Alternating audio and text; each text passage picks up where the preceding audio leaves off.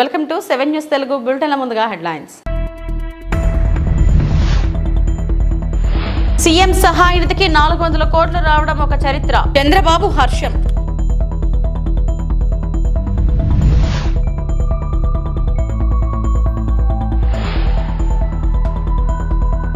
అన్ని జిల్లాలకు ఎయిర్పోర్ట్ల కనెక్టివిటీకి ఏర్పాట్లు.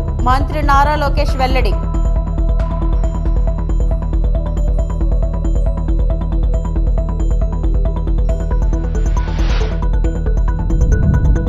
అనకాపల్లి జిల్లాలో నాటుసారా బట్టీలు ధ్వంసం.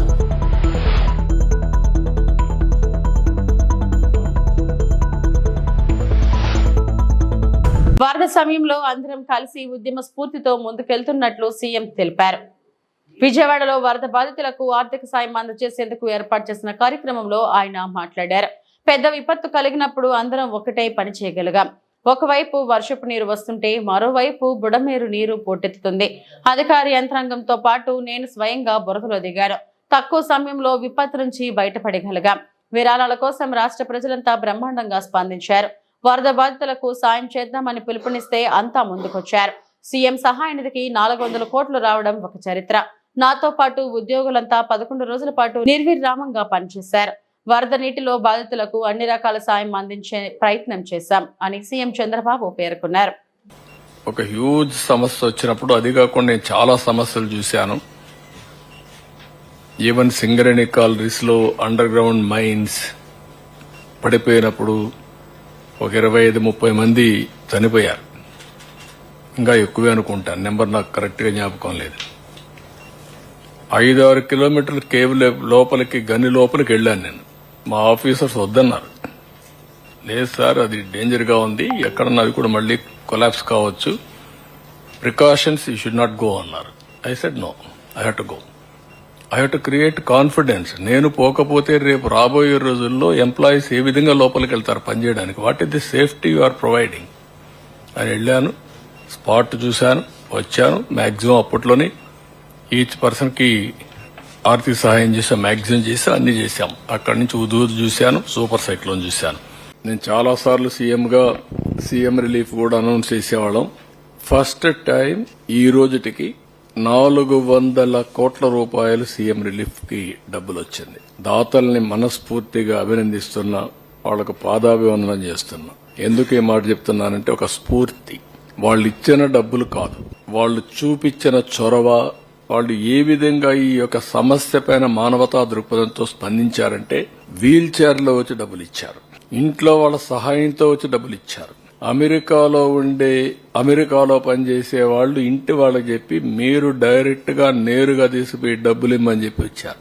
ఇంట్లో కొంతమంది నడవలేకపోతే నువ్వే వెళ్లి నా పేరు చెప్పి ఇమ్మని చెప్పి చెక్కులు పంపించారు.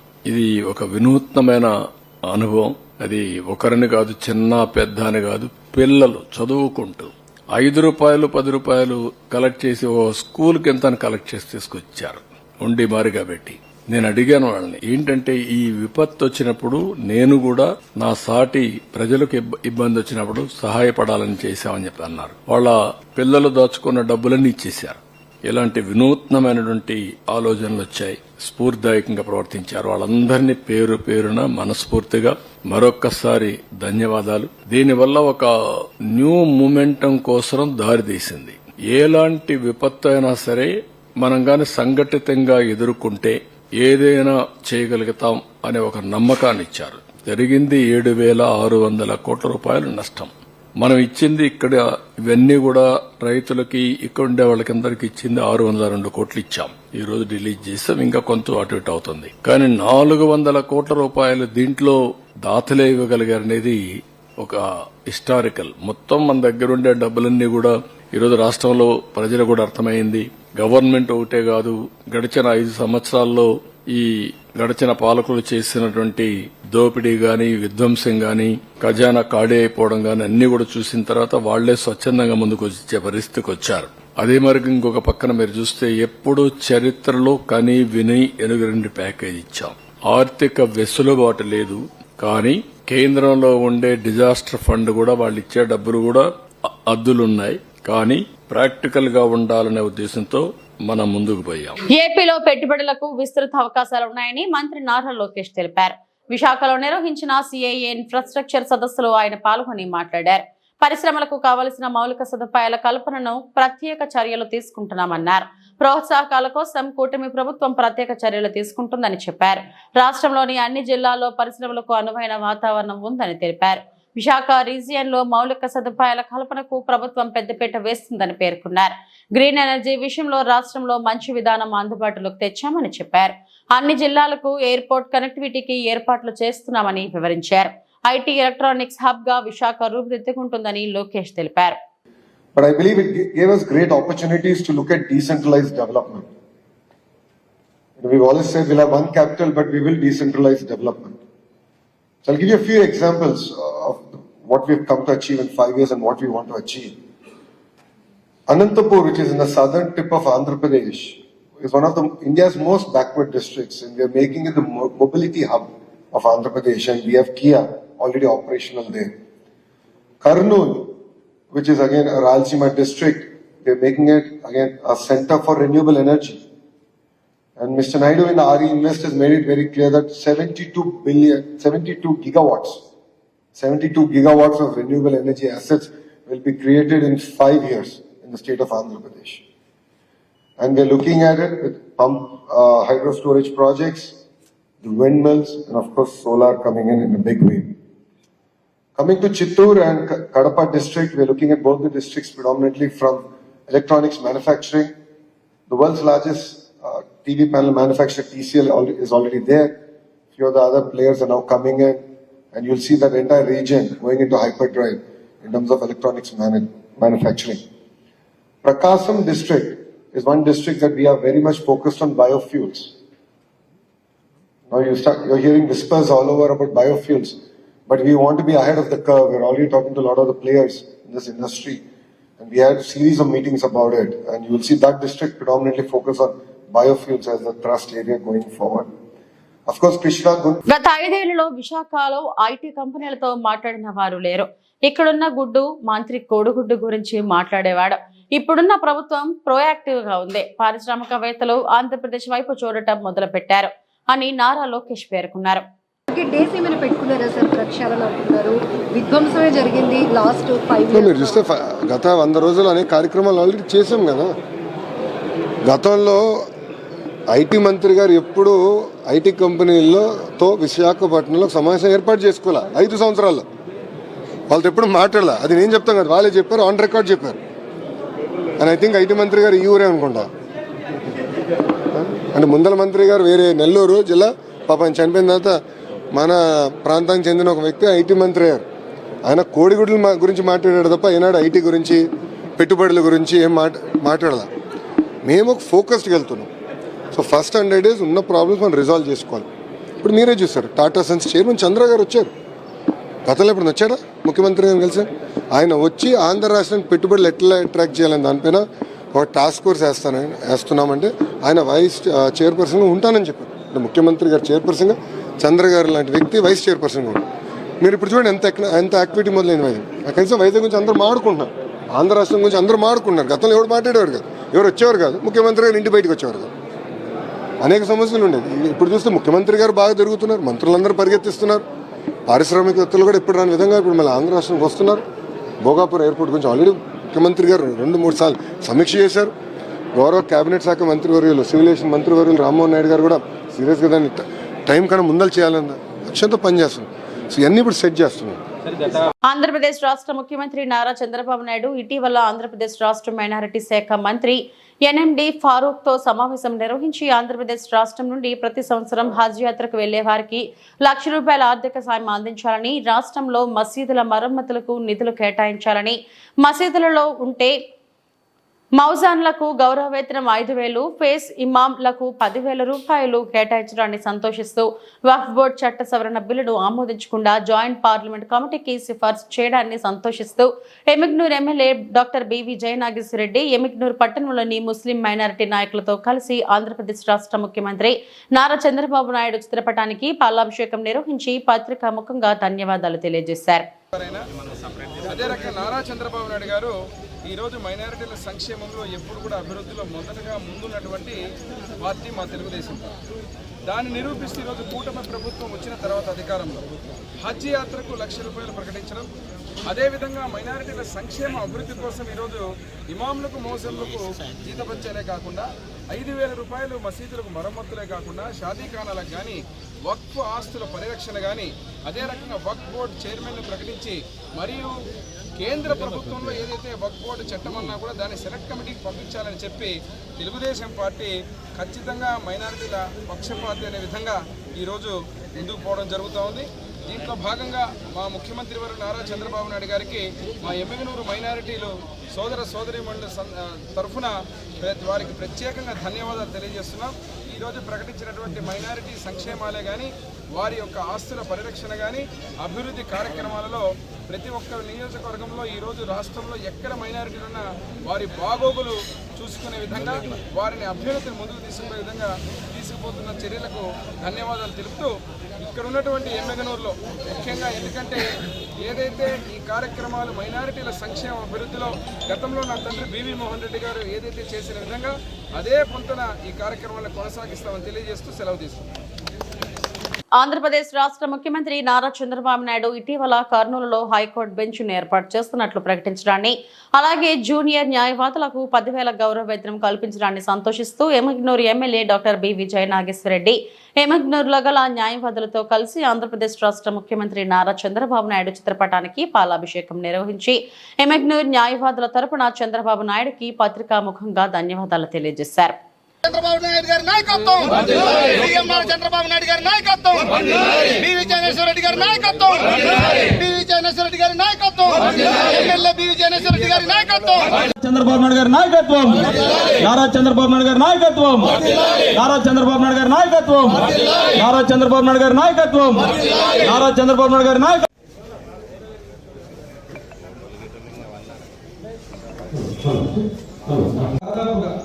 గత ప్రభుత్వంలో న్యాయ రాజధాని చేస్తానని చెబుతూ జగన్మోహన్ రెడ్డి అనే వ్యక్తి 3 రాజధానులు అంటూ రాజధానిని అపహాస్యం చేసి ఇక్కడ ఉన్నటువంటి కర్నూలు జిల్లాని విపరీతంగా రాయలసీమలో ఏదో పొలిటికల్ గా న్యాయ రాజధాని ఇచ్చామని చెప్పి గొప్పలు చెప్పుకున్నటువంటి పరిస్థితి.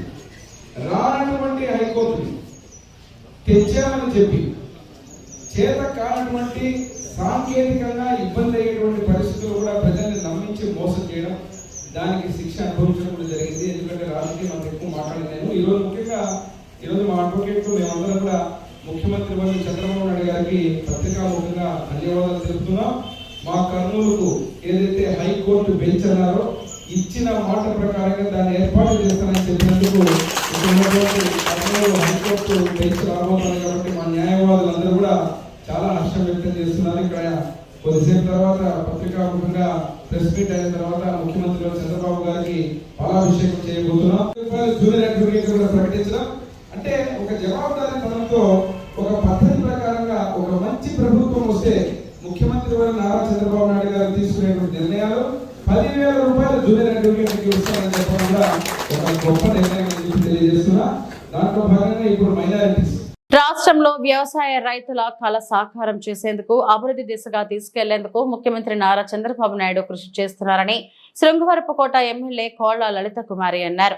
వేపాడ మండలంలోని కేజీపూడి గ్రామంలో మంగళవారం మండల వ్యవసాయ అధికారి సిబి యశ్వంతరావు అధ్యక్షతన పొలం పిలుస్తుంది కార్యక్రమానికి ముఖ్య అతిథిగా ఎమ్మెల్యే కోళ్ల లలిత కుమారి పాల్గొన్నారు. ఈ సందర్భంగా ఆమె మాట్లాడుతూ పొలం పిలుస్తుంది కార్యక్రమం రైతులకు ఎంతో మేలు చేస్తుందని, సాగులో ఎదురవుతున్న ఆటంకాలు ఇబ్బందులను అధిగమించేందుకు ఇది దోహదపడుతుందన్నారు. వ్యవసాయం అనుబంధ శాఖల అధికారులు ఇందులో భాగస్వామ్యం అవుతారని, ప్రతి మంగళ బుధవారాల్లో రోజుకు 2 గ్రామాల్లో ఈ కార్యక్రమం నిర్వహించడం జరుగుతుందని, రైతులు సద్వినియోగం చేసుకోవాలని కోరారు. రైతులు బాగుంటేనే రాష్ట్రం దేశం బాగుంటుందన్నారు. వ్యవసాయ శాస్త్రవేత్తలు, వ్యవసాయ అనుబంధ శాఖల అధికారులు బృందం క్షేత్రస్థాయిలో పర్యటిస్తారని, సాగులో రైతులు ఎదుర్కొంటున్న ఇబ్బందులు, లోపాలను గుర్తించి అవసరమైన సూచనలు, సలహాలు అందిస్తారన్నారు.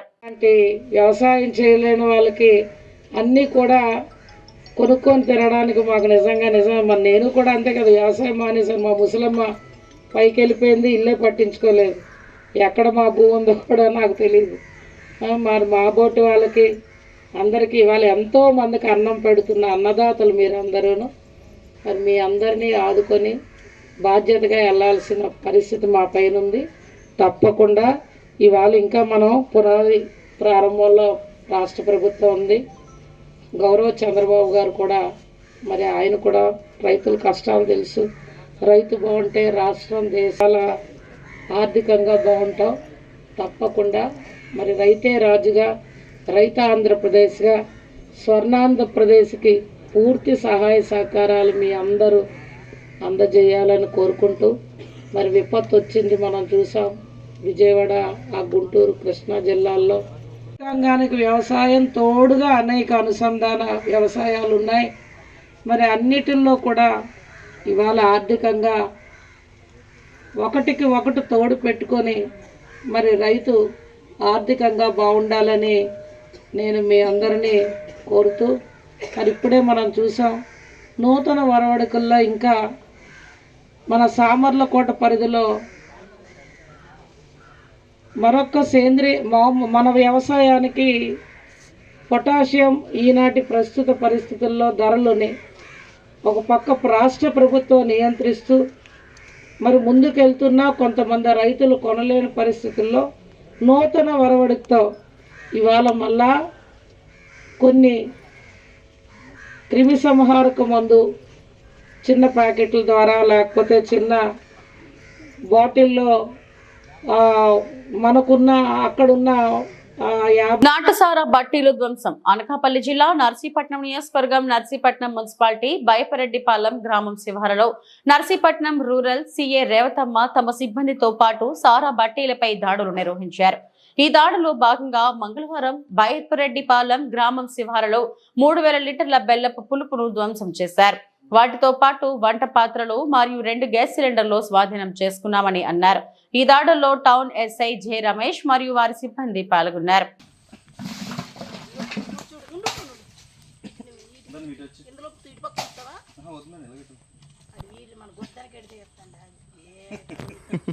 లేదమ్మా మీరు పడుతున్నారు అలా అలా మీదకి వెళ్ళిపోను, అలా మీదకి అలా తీసుకుంటారు, అలా మీదకి వెళ్ళండి.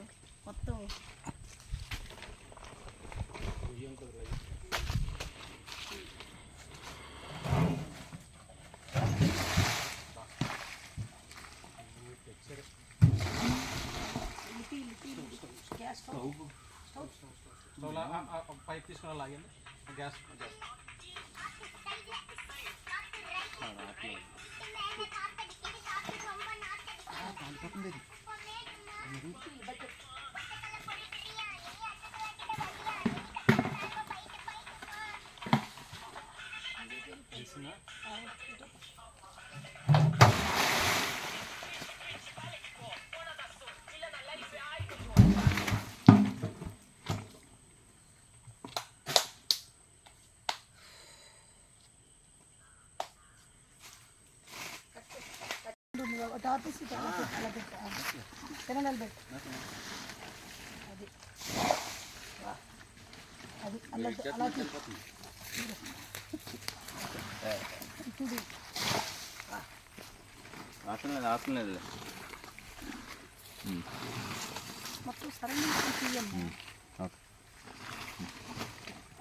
డ్రమ్ములేవా ఉన్నాయట చూడు, వస్తుందా చూడు, పైకి ఎత్తదండి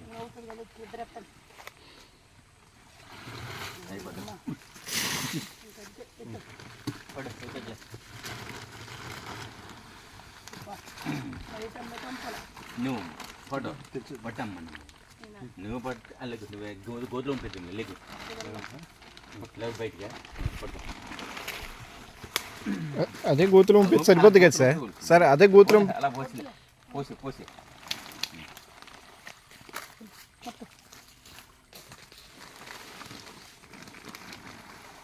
పసుపు ఇది పసుపు పసుపు చాలా మంచిది తెలుసా, దీనికి వంటలో వండుకుంటారు.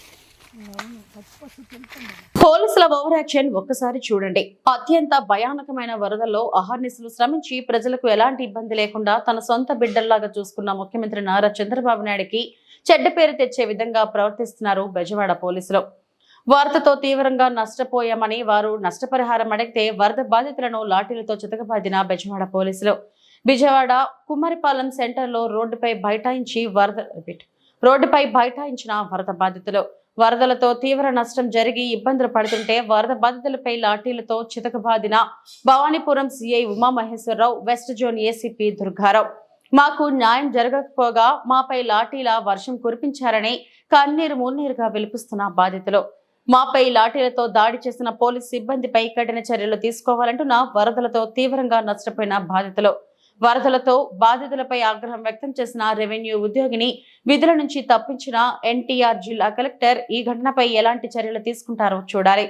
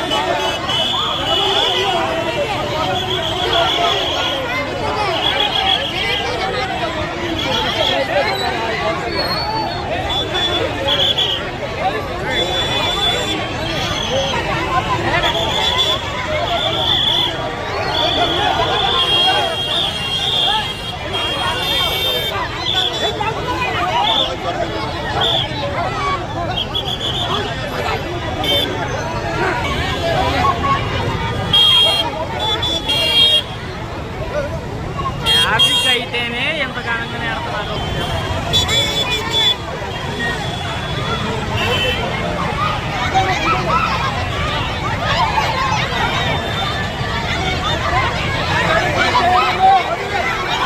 అంబేద్కర్ ఫ్లెక్సీ చింపిన ఎమ్మెల్యే రఘురామకృష్ణంరాజు, దళిత వైద్యునిపై దాడి చేసిన ఎమ్మెల్యే పంతం నానార్జీలను వెంటనే అరెస్టు చేసి ఎస్సీ ఎస్టీ అట్రాసిటీ కేసులు నమోదు చేయాలని దళిత హక్కుల పోరాట సమితి అధ్యక్షుడు జేవి ప్రభాకర్ డిమాండ్ చేశారు. మొన్న ఏలేరుపాడులో తెలుగుదేశం పార్టీ ఎమ్మెల్యే అయినటువంటి రఘురామకృష్ణరాజు గారు ఆ ఫ్లెక్సీని చింపేసి బాబాసాహెబ్ అంబేద్కర్ ఫ్లెక్సీని చింపేసి బాబాసాహెబ్ అంబేద్కర్ ఫ్లెక్సీని చింపేసి కులాలు మతాల మధ్య చిచ్చు పెట్టేటట్టుగా వ్యాఖ్యలు చేయడం అనేది చాలా దుర్మార్గమైనటువంటి చర్యగా మేము అందరం కూడా భావిస్తున్నాము. ఎందుకంటే ఫ్లెక్సీ ఉంది, అడ్డు ఉంది, తీయండి అనే సంగతి వేరు. కాకుండా ఇదైతే మసీద్ దగ్గర కడితే ఊరుకుంటారా, చర్చి దగ్గర కడితే ఊరుకుంటారా, క్రైస్తవులు ఊరుకుంటారా, ముస్లింలు ఊరుకుంటారా, అలాగని చెప్పేసి మతాల మధ్య చిచ్చు పెట్టేటటువంటి కార్యక్రమాలు చేయడం అనేది చాలా దురదృష్టకరమైన సంగతి. చాలా అహంకారపూరితంగా మాట్లాడాడు. ఎందుకంటే మరి చట్టాన్ని రక్షిస్తానని చెప్పేసి శాసనసభ సభ్యుడిగా వెళ్ళిన తర్వాత చట్టాన్ని రక్షించడానికి పోయి ఆ చట్టాన్ని పూర్తిగా వ్యతిరేకంగా బాబాసాహెబ్ అంబేద్కర్ రచించినటువంటి చట్టానికి వ్యతిరేకంగా చేయడం అనే దాన్ని మేము పూర్తిగా గర్హిస్తాము, ఖండిస్తున్నాము. అతన్ని వెంటనే అరెస్ట్ చేయాలా, ఎస్సీ ఎస్టీ అట్రాసిటీ యాక్ట్ కింద అతన్ని అరెస్ట్ చేయాలని చెప్పేసి, కఠినంగా శిక్షించాలని చెప్పేసి, ఆ వ్యాఖ్యలు ఏవైతే ఉన్నాయో రాజ్యాంగానికి వ్యతిరేకంగా ఉన్నాయి కాబట్టి మరి సుమోటోగా తీసుకొని హైకోర్టు తప్పనిసరిగా దీని మీద విచారణ జరిపించాలని చెప్పేసి మేము కోరుతున్నాము. ఇక రెండోది, కాకినాడలో పంతం నానాజీ గారు ఎమ్మెల్యే గారు వచ్చి ఏకంగా ఇంకా కులం పేరుతోనే దూషించి కొట్టేసి పాపం ఒక డాక్టర్ని ఆ స్పోర్ట్స్ స్టేడియంలో వైస్ ప్రెసిడెంట్ అయినటువంటి ఆ డాక్టర్ గారిని పట్టుకొని కొట్టేసి ఆయన అనుచరులందరూ కొట్టేస్తుంటే అడ్డుకోవాల్సింది పోయి ఎమ్మెల్యేలే స్వయంగా ఎలాంటి చట్ట వ్యతిరేక కార్యక్రమాలు చేయడం అనేది చాలా అన్యాయం. అది గతంలో మనం చూసాము. ఇక్కడ సుధాకర్ అని నర్సీపట్నంలో ఒక డాక్టర్ గారు ఎలాంటి పరిస్థితి వచ్చిందో, ఈవేళ అలాంటి అంతకంటే దారుణమైన పరిస్థితి అయినా చేస్తున్నాడు. ఒక ఎమ్మెల్యే అయ్యి ఉండి మరి డిప్యూటీ ముఖ్యమంత్రి గారైనటువంటి జనసేన నాయకులు ఆయన ఏం మాట్లాడటం లేదు ఇలాంటివి జరిగినప్పుడు. అలాగే మన ముఖ్యమంత్రి గారైనటువంటి చంద్రబాబు నాయుడు గారు కూడా ఏం మాట్లాడుతున్నారు. ఎందుకంటే ఒక ఆయన కూటమి నాయకులు వీళ్ళందరూ కూడాను వీళ్ళందరూ కూడా మరి ఈ కార్యక్రమాన్ని ఇలా చేస్తూ ఉంటే దళితులందరూ కూడా రాష్ట్ర వ్యాప్తంగా దీన్ని ఆందోళన చేస్తూ ఉన్నారు. వాళ్ళని అరెస్ట్ చేయకపోతే మాత్రం ఖచ్చితంగా ఇది రాష్ట్రవ్యాప్త ఉద్యమ రూపం తీసుకుంటుందని చెప్పేసి మేము తెలియజేస్తాం. జై భీమ్ అండి. నా పేరు doctor Rajendra Prasad, Bhimasena war general సెక్రటరీని. ఈరోజు మేము ఇక్కడ ధర్నా చేయడానికి నిశ్చయించాం. ఎందుకంటే రాజ్యాంగబద్ధంగా ప్రజాస్వామిక ఎన్నికబడినటువంటి ఇద్దరు ఎమ్మెల్యేలు వాళ్ళ యొక్క వృత్తి, వాళ్ళ యొక్క డ్యూటీ వాళ్ళు చేయకుండా అప్రజాస్వామికంగా ఎవరైతే డ్యూటీ న్యాయంగా చేస్తున్నారో వాళ్ళ మీద ఇష్టం వచ్చినట్టు బూతులు ఆడుతూ వాళ్ళని కొట్టి ఆయన్ని డాక్టర్ గారిని అయితే ఆయన పిడుగుతులు గుద్దారంటే ఎమ్మెల్యే గారు. అలాగే నోటుకొచ్చిన బూతులన్నీ మాట్లాడాడు. ఒక రాజ్యాంగబద్ధంగా ప్రజలతో ఎన్నుకబడినటువంటి వ్యక్తి, రాజ్యాంగాన్ని కాపాడవలసినటువంటి వ్యక్తి, అదే ఒక పర్ఫెక్ట్గా డ్యూటీ చేస్తున్నటువంటి డాక్టర్ మీద ఆ రకంగా ప్రవర్తించడాన్ని మా యొక్క సంఘాలన్నీ కూడా ఈ ఆంధ్రప్రదేశ్లో ఖండిస్తున్నాయి. అలాగే రఘురామరాజు గారు ఉన్నారు, అతను ఉండి ఎమ్మెల్యే. అంబేద్కర్ ఫోటో అందు మీద ఉన్నా సరే, పక్కన అంబేద్కర్ స్టాట్యూ ఉన్నా ఆయన ఏం చేస్తాడని ఒక వీధి రౌడీలాగా ఆ ఫ్లెక్సీని లాగేస్తే అది ప్రజాస్వామ్యం ఎలా అవుతుంది? ఇవి ఇప్పటి వరకు నా బులెటిన్ అప్డేట్స్. నమస్తే.